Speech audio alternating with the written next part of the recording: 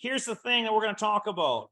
You may have heard online, maybe you're watching a TV show, some chef doesn't know what he's talking about, and they tell you about how you can test for doneness when you're cooking a steak on a grill or in a pan by touching your thumb. Have you heard about this, right? So you'll have these Yahoo chefs that think they know everything, and they're dishing out information that's completely false. And what they'll tell you is, whenever you're cooking a steak, any steak, you can tell the doneness of it just by touching it with your tongs, right? And then touching your thumb. So the part of the thumb that we're going to touch here, everybody brought their thumbs with you? You need a thumb on one hand, you need an index finger on the other hand. So on this part of the muscle, your thumb looks like a big drumstick, right? This part of the drumstick here is where we're going to touch. With an open hand, take your index finger of your opposite hand and touch that thumb muscle. See how squishy it is? That mimics a rare steak, okay?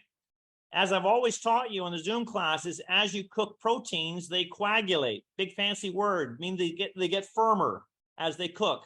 So if you were to hold your thumb against your index finger and now touch that muscle, notice how it got a little bit firmer. Open it, soft, touch your index finger, a little bit firmer. That shows you rare, open. Touching your index finger is medium rare. Touching your your middle finger now, that's medium. See how it got tighter? So the proteins are coagulating, it's getting more done. Touch your ring finger now. That's medium well. Touch your pinky. That's well done, baby. Take it off. So people see this on TV. They'll see a chef talking about that. It's, wow, this is amazing. This chef is so good.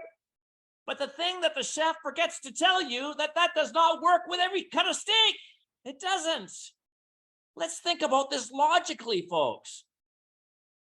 That test that we just did, that will work for a sirloin or a top sirloin. But I'm telling you right now, it takes practice, because you're not going to be touching the steak with your finger when it's hot in a pan or hot in a grill. You'll be touching it with a pair of tongs, switching to your finger to test on your thumb what doneness this is. So it takes practice to register the doneness touching with your tongs to the touching with your finger of your thumb. So you can touch with your tongs. So yeah, that's exactly where it is. You're going to pull it off wherever I want it to be.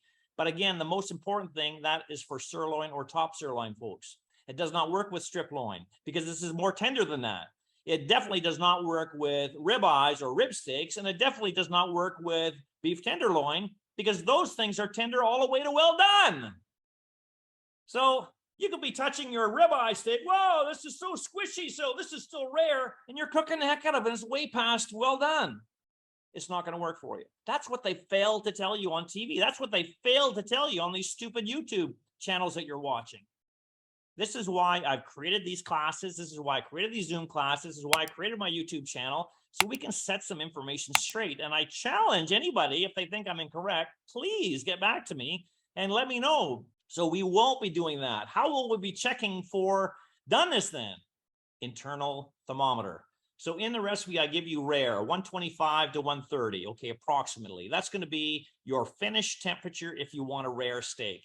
If you want medium rare, you're looking for 135, okay? If you want medium, you're looking more for 150. If you're looking for medium well, 155, you're looking for well done, it's past 160, okay? And it doesn't really matter to me how you want your steak, but you have to understand something. Our goal is, when we're cooking this piece of meat, okay, just like when we were cooking the burgers, if you were with me for the Greek burgers last week, our goal was to have a burger that is crusted with the ideal internal temperature on the inside. That's our goal, okay? With burgers, it's easy. You just have to make sure they're past 160. Not way past, because then they're too dry, but at least past 160, because it's ground beef. It has to be cooked that. Because a steak, you can have whatever doneness one. You can have this blue rare if you want to, which is below 120. But the ideal goal is to have a crust on it. That's what makes it flavorful, when you have the heat caramelizing the natural sugars and the protein. You can have a steak that's fried in a pan. That's your ideal temperature. Let's say it's, I don't know, medium rare, 135. And it's just gray on the outside because there's no crust. Yes, you have your doneness, but it's not going to taste very good because there's no crust on it. Or let's say your goal is that 135 medium rare, and it's totally crusted on both sides, but your blue rare, like 115, you're not going to enjoy that either. So we have to have a balance. But the biggest thing to understand is it takes practice. So some simple guidelines to give to you right off the very beginning. Look at your steaks. How thick are they? That's going to play a part on how fast they're going to get cooked. Okay.